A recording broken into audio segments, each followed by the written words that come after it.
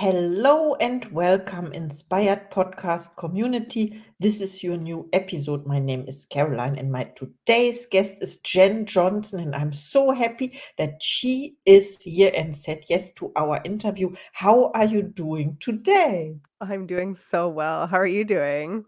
Wow, I'm fantastic, and I would love to introduce you to the audience, of course. You are a wife, mother of two, and a registered nurse in Ontario, Canada. Over the past 16 years, you have worked in emergency rooms across northern and southern Ontario, gaining first-hand experience in everything from life and death moments to the challenges of working through a pandemic. Your debut novel, Nursing Intuition: How to Trust Your Gut, Save Your Sanity, and Survive Your Career, launches on October 29th. Welcome to the Inspired Podcast, Jenn Johnson. Thank you so much for having me. I'm so excited to hear all about your journey, your challenges. And my first question is, what inspired you to write Nursing Intuition and share your experiences as a nurse? Yeah, so nursing intuition was born out of sheer exhaustion and hitting rock bottom with the pandemic. I was way overtired, so burnt out, and just completely done. And at the time, we had attorneys come forward to say, "Hey, we're so proud of the frontline workers. We'll do everybody's wills for free." And I'm like, "Pardon?" Like, "Oh, we're not expected to survive." Like, "Okay. Oh, yeah, okay." So, you were already scared and anxious and petrified of what would happen because nobody knew. And then you'd had attorneys coming up to say like, "Oh, no, we'll do your wills for free." And you're like, "Okay, so I'm not expected to survive. Perfect. Awesome." And, going day to day and seeing everything, and granted, we were very lucky in Canada in the first year or so, we didn't get hit nearly as hard as the US did. It was petrifying to watch them and just kind of go like, when is this gonna come up here?" And very, very lucky, but still, petrifying because you didn't know when it would happen, if you'd get sick, if you'd survive. And so thinking about that, I thought, if I were to die, how do you explain to a 4 and 5-year-old at the time why I continued to choose to go to work? And so I started writing down my really good stories from 16 years of nursing and the times that I helped and the times that I advocated, and it very quickly leaned into the not so great stories, the stories of loss, the traumas that I hadn't processed, and I just started writing, and 6 weeks flew by, and all of a sudden I've got all these stories, and I'm going, "Okay, so what do I do with this now?" I'd love to do something with it, but what am I gonna do? And was listening to Llewellyn, who is a metaphysical book, publisher out of the US, and they were having online kind of book fairs, and the one was, Intuition at Work, and I'm listening to this woman speak about her book, and I'm going, "Intuition at work?" I'm like, "I use my intuition every day." I'm like, "Oh my god, that's it." And so I go back and I look through my stories, and every single story, whether it was good, bad, or otherwise, had this little thread of intuition through it. So I thought, "Okay, that's a theme. Got it." I would love to bring this forward about intuition in nursing, but it's considered a little woo-woo and a little out there.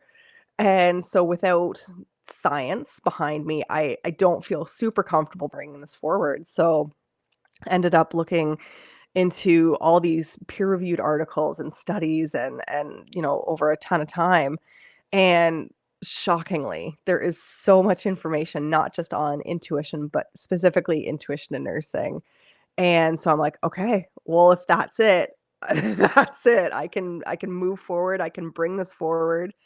And, it's no longer just it's me doing it, we're all doing it, we just don't talk about it. So finished writing the book, put it out there, got a traditional publisher, waited 2 years, And just as it was moving into editing, they kind of gave it back to me to say, "Hey, we're actually going back more into physiotherapy books, not nursing books. So here's your book back. Good luck." And "Oh." "Oh, I thought I had a traditional publisher." It gave it a little bit more credibility. I didn't have to pay for anything to get it published.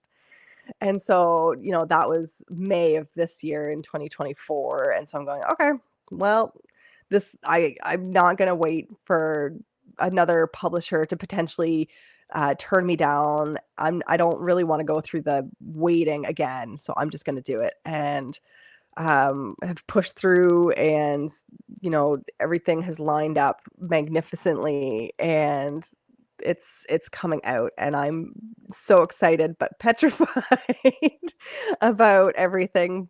But I'm so excited to bring this concept, which we in nursing we all know and love, but we just don't say anything about, and I'd like to bring it forward so that we can at least start talking about it, if not start teaching it to the new nurses. Wow, I love what you shared. Thank you so much. I did not imagine. So you planned this, or it came to you, the idea for No. the book for 3 years or 3 years ago, and then now it's going to be published. And I love your concept about the intuition part as well. You discovered it and then you did research about it. Wow. It was one of those things where I don't remember writing the stories at all. I remember getting up super early, I remember staying up super late, but they poured out of me, and going back and rereading some of them were tough. But, I truly believe everything happens for a reason, so I'm putting myself out there, and we're moving forward regardless. Wow, I love that. Thank you so much.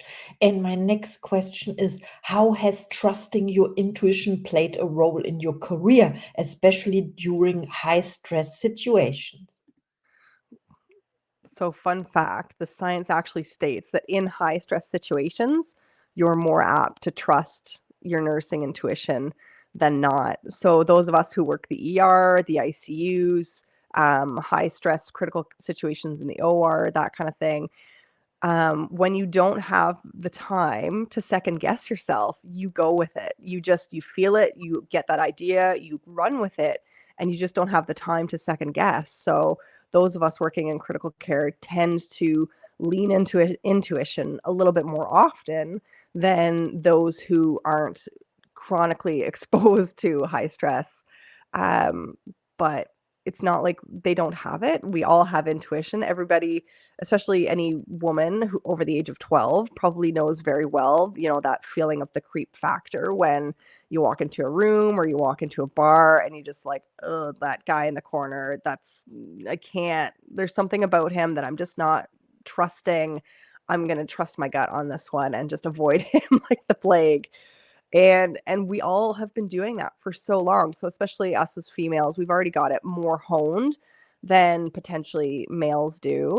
But then bringing it into nursing and making it a little bit more nursing specific has been really interesting.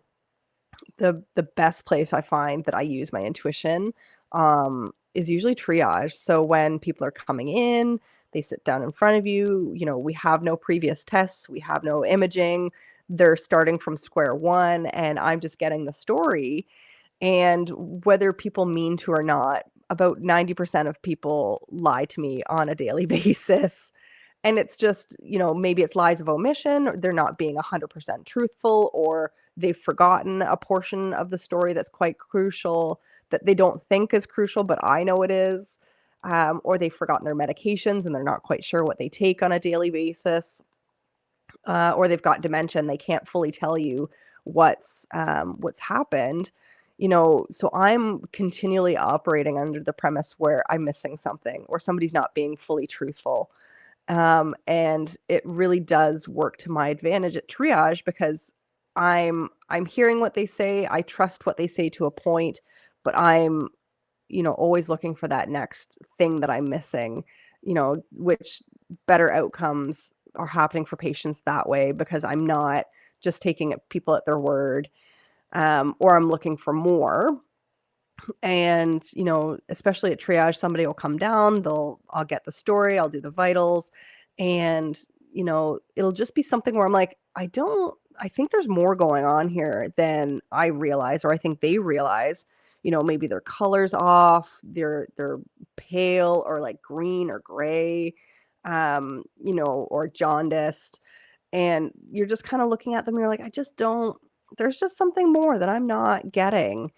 And so to be able to have that and trust it, um, far more often than not has definitely worked out in my benefit, and the patient's benefits as well.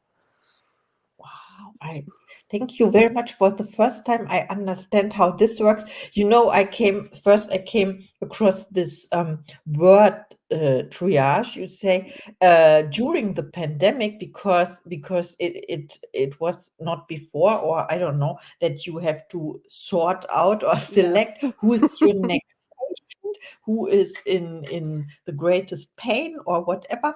And now you explain, and now I understand the thing with the gut feeling, because you are searching for the truth. What is the truth, and who am I going to help next? Yeah. Best, because you want to give your best, of course, and make the best decisions, right?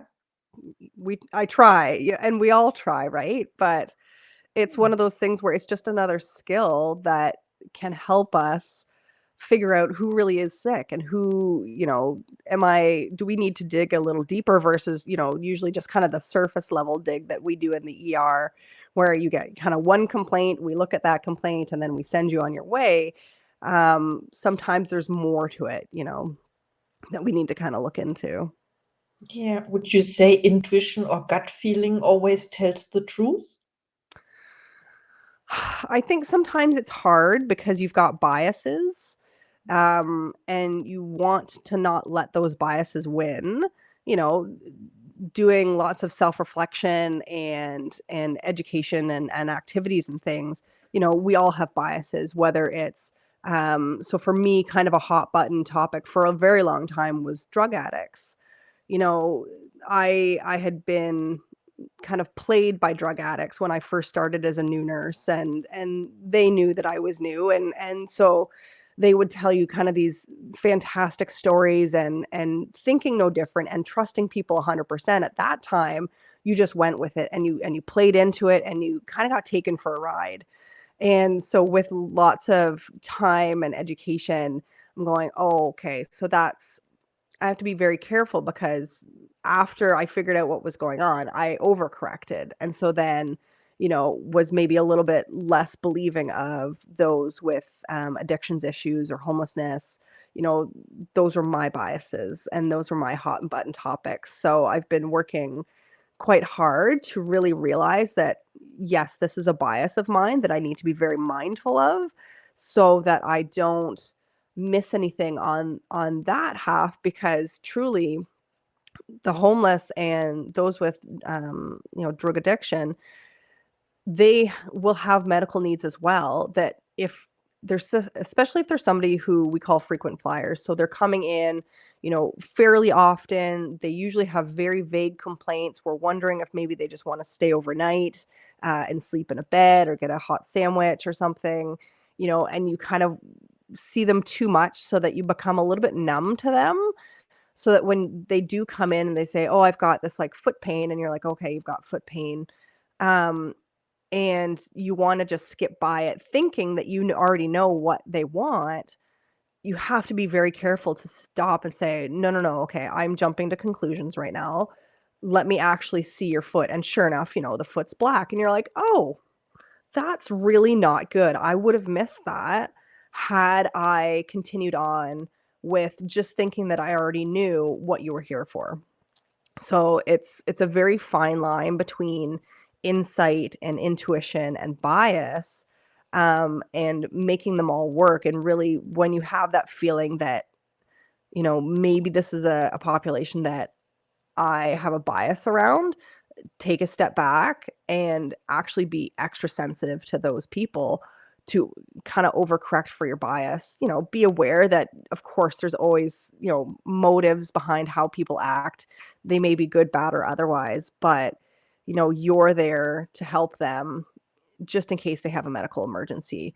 And heaven forbid, we've heard so many stories through the years of people who've had frequent flyers who come into the ER and they present the same way every time, and maybe they're really rude to staff or violent. And so people don't want to deal with them. And so when they finally do have that medical emergency, we miss it. And the legalities around missing it because they're a frequent flyer, that's a huge risk to be taking. So, we actually had one in one of my first jobs where this gentleman would come in daily, if not twice a day, was homeless, would kind of take you for a ride. So when I first met him, I felt so bad because he was homeless. And so I'm like, let me help you have a shower and we can kind of clean you up and this kind of thing. And he was using a wheelchair, so I assumed he needed the wheelchair. Finish the shower, get out of there, and you can't shower somebody without kind of getting soaked yourself. And so I come out of there, and my preceptor's going like, "What happened to you? Why are you soaked?" And I said, "Well, I just gave that man a bath." They're like, "Why?" And I'm like, "Well, I had some extra time, and I felt really generous, so I thought I'd go for it." They're like, "He can walk, right?" I'm like, "What?" I go, "Yeah, he walks in all the time." I'm like, "Come on." So being played and, whatever it was, and then seeing him for the next 5, 6 years, daily, if not twice a day, we kinda got a little numb to him. And then it took one locum physician, so a physician coming in, just kind of doing one shift and bouncing out, for him to come in and register. And so they actually wanted to triage him. And we had noticed that he was a little bit more off than he normally was, but it'd been a couple years. We're thought, oh, it is what it is. Don't they actually CT his head and find brain cancer? And so we're like, oh man, how long have we been missing this? Because, you look back and then of course hindsight's 2020. Well, his behavior was changing. He was getting a little bit more forgetful, and he was less aggressive than he had been previously. And, just sometimes wasn't making sense, but we thought maybe he was taking drugs. We didn't know. So we were making assumptions, and we kind of got caught with our pants down. So thankfully he was then admitted. I actually believe he probably stayed in hospital until he passed. Um, but you know, that was on us for missing that. I see. So you talked about the combination of intuition and gut feeling and yeah, trusting as well, and taking a look and not letting the assumptions or prejudices or whatever rule at that point. Then and it's also about competences and responsibility, right? Very much Because so. you have to know your limits as well, Mhm. where, or boundaries, we say, where what is your task as a nurse and where does it end? When you Yes. tell you tell people you can go home, you are not ill, or we cannot help you the way you think we should, for example. Yeah, it's Yeah. it's hard when, people come in and in their minds they're having a true emergency. They've read up on Google, they've talked to somebody, and they come in panicked. And a lot of my job is just to kind of calm them down just a little bit so that we can actually talk about what's going on. And so, being able to provide reassurance that you're not dying, being able to, let people know that no, we're still going to work you up. It's going to take time. So the Canadian healthcare system, you're going to wait. Thankfully most days are pretty good days where you're seen within 4 hours average, if you're not having a true emergency. And so, you're more than welcome to wait. You will get seen. It will just take some time. But in the meantime, we can do a little bit of blood work at triage. We can maybe get some x-rays. We can kind of get things started before the doctor sees you so that when the doctor does see you, everything's already done that we can do. And so it gives people a little bit of reassurance that, yes, we are listening, and we are concerned. And it gives them the reassurance that maybe I'm not as sick as I thought I was. So, you know, getting people calm and going, okay, like, let's try to manage this. Because a lot of people don't know, basic things to be able to manage symptoms at home. So, pain, you can take Tylenol, or I think paracetamol, as well as Advil. You can take them together, and you can take them every 6 hours together, and studies show that they're actually the same level of painkiller as a Tylenol number one, which is you have to ask for that over the counter from a pharmacist. So it's a little bit, kind of a change of pace where people think, oh, I can either take one or the other. Well, no, you can combine them, and they've actually got quite good pain and swelling um, and inflammation, not curing, but, um, oh my gosh, of course, then the train of Reduce thought goes. reducing reducing the pain? Yeah, reduce pain, and they work together. They work differently, so that's why you can take them together.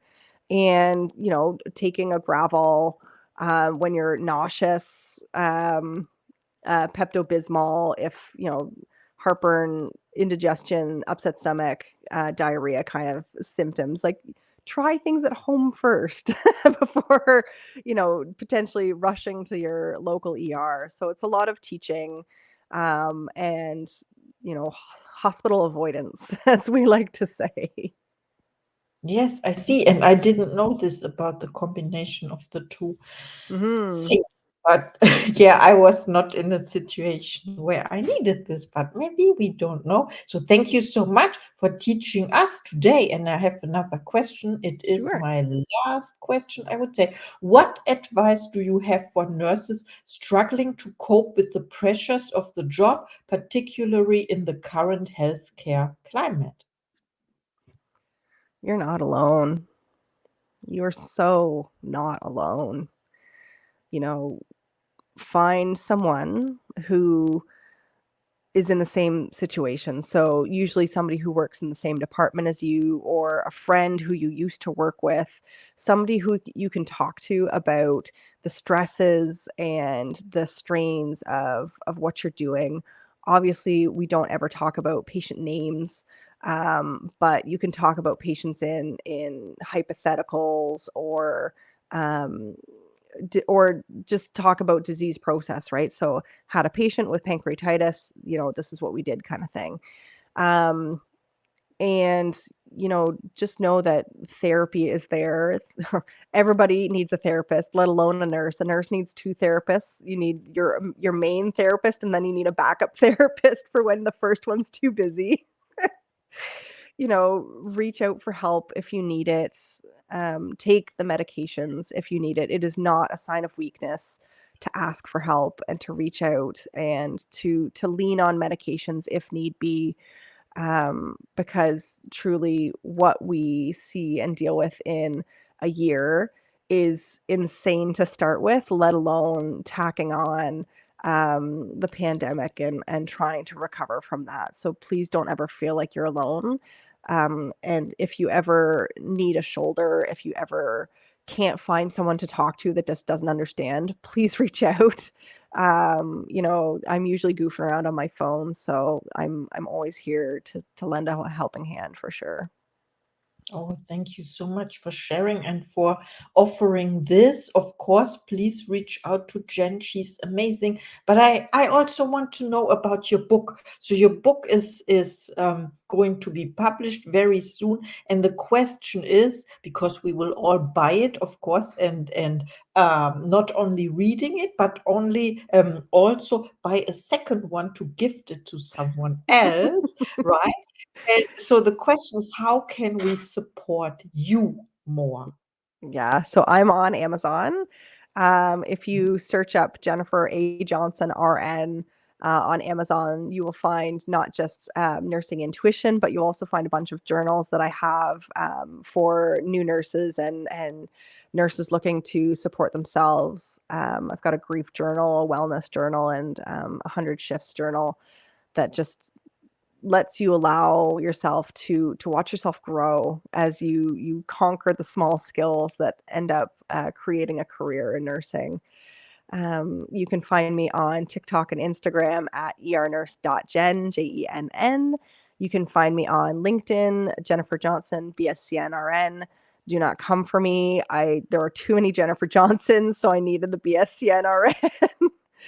And you can find me at RX for Growth, rxforgrowth.com. That's my main website. And yeah, whatever you need, I'm probably on my phone or kicking around because I'm on night shifts usually. So hit me up if you need to. Wow, thank you so much, and so much for our interview as well. It was a real pleasure talking to you, and now it's time for your last thought to the audience, please. My last thoughts. Last thoughts are trust your gut. It seems like such a weird concept. It seems very woo-woo, but I promise you, if you start talking to someone you trust in the nursing world, especially somebody who's been nursing usually greater than about 5 years, if you ask them, "Hey, I just don't have a great feeling about my patient. I just don't know what to do next. What do you think?" Chances are, more often than not, your buddy's gonna come see the patient and go, "Okay, you were trusting your gut. Let's go talk to the doctor." And, it's very scary to not only acknowledge that that's happening, but then act on it. So just know that it does take time, like any other skill, to hone and to nurture. And the science says, once again, even if you're wrong and you're being overcautious, and that's okay too, just having the doctor take a second look at that patient still improves patient outcomes. So please know that it's not a bother to the physician. It's you advocating for your patient, if nothing else. Wow, what a great message. Thank you so much. I learned so much, and I love your book, Thank you. Your Intuition. And yeah, thank you for our interview. Anytime, anytime. So, of course, it's what, 6 o'clock where I am right now, and it's the full moon outside, and so it is so bright. So I'm like, "Oh, I'm so excited that I got to get up and tape an interview during the full moon." That's Makes so it extra great. special. And I see you in the next episode, of course.